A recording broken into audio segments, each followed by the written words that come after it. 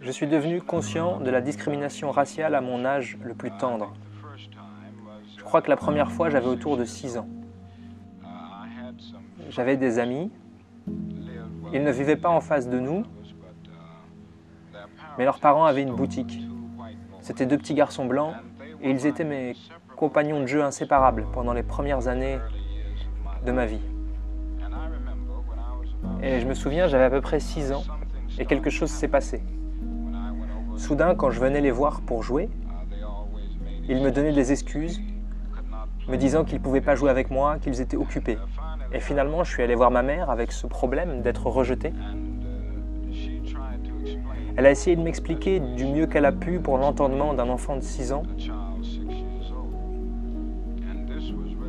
Et c'était vraiment la première fois que je devins conscient du problème de ségrégation raciale. Elle a rendu clair pour moi le fait que ce système raciste avait une longue histoire prenant racine dans l'esclavage. Elle a essayé de m'expliquer le fonctionnement de la ségrégation. Mais la chose que j'ai retenue, l'essence de ce qu'elle m'a dit, c'est que je ne devais jamais avoir le sentiment que j'étais moins que quiconque. Elle m'a dit, tu dois toujours avoir le sentiment que tu es quelqu'un, que tu es aussi bon que n'importe qui d'autre. Et bien sûr, ces mots sont restés gravés en moi, malgré le fait que j'ai continué à être confronté chaque jour au système ségrégationniste. Ça a dû être un conflit violent dans votre vie, car vous croyez votre mère, alors que tout l'environnement autour de vous vous disait que ça n'était pas vrai, vous étiez inférieur. Ça a dû faire émerger une sorte de lutte intérieure. Oui. Quand je regarde en arrière, durant ces premiers temps de ma vie, il y avait une forme de tension interne. Car d'un côté, je croyais en ma mère, qui m'avait donné un sens de ma valeur personnelle, et d'un autre côté, je devais sortir dans le monde extérieur et faire face au système qui me répétait chaque jour « tu es moins que les autres, tu n'es pas égal ». Et c'était une profonde tension intérieure. Pouvez-vous me donner d'autres exemples tirés de votre expérience? Vous m'avez donné l'exemple d'une famille où la mère ne voulait pas que vous jouiez avec ses enfants. Quelles étaient les interdictions que vous aviez en tant qu'enfant noir?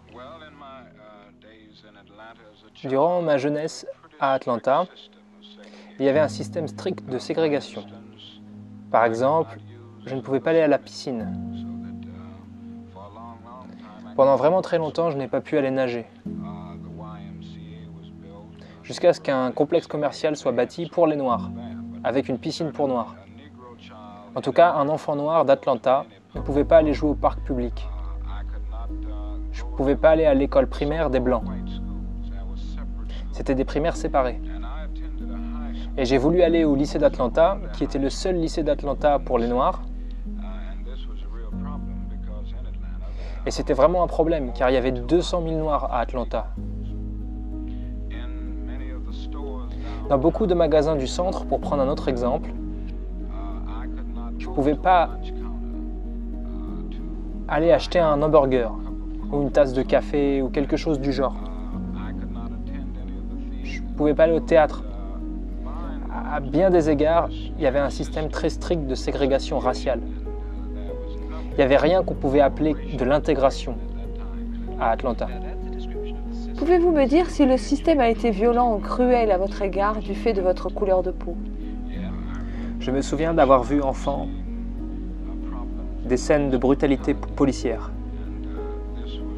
Et c'était principalement à l'encontre d'enfants noirs et d'adultes noirs. Et je peux aussi me souvenir de cette organisation qui est connue sous le nom de Ku Klux Klan. Et c'était une organisation convaincue de la suprématie blanche. C'est une organisation qui, encore de nos jours,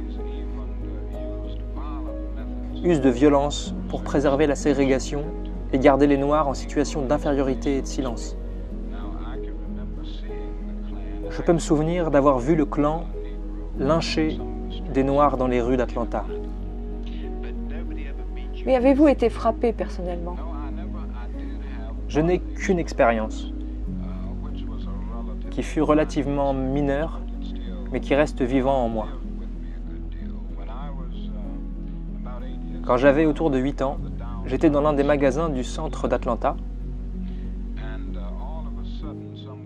et soudainement quelqu'un m'a giflé. Et la seule chose que j'ai entendue fut quelqu'un qui disait « Toi le nègre, hors de mon chemin ». Et en me retournant, j'ai vu une femme blanche.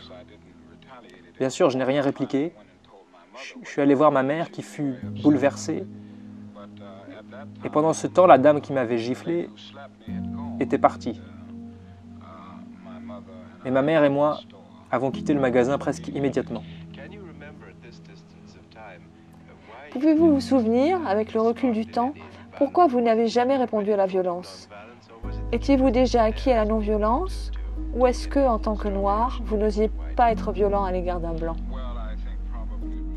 Je pense que c'est probablement la combinaison de deux choses. Je n'avais pas encore pensé à la non-violence à cet âge si précoce, comme un système de pensée ou comme une technique concrète d'action. Je pense pour la plus grande part que ce n'était pas une question de revanche. C'est pas que je n'osais pas répliquer quand une personne blanche me frappait, c'est que ça ne me venait tout simplement pas à l'esprit. Je pense que c'était dans ma nature profonde que de chercher le dialogue. Et c'est pourquoi je n'ai jamais été un de ceux qui cherchaient revanche.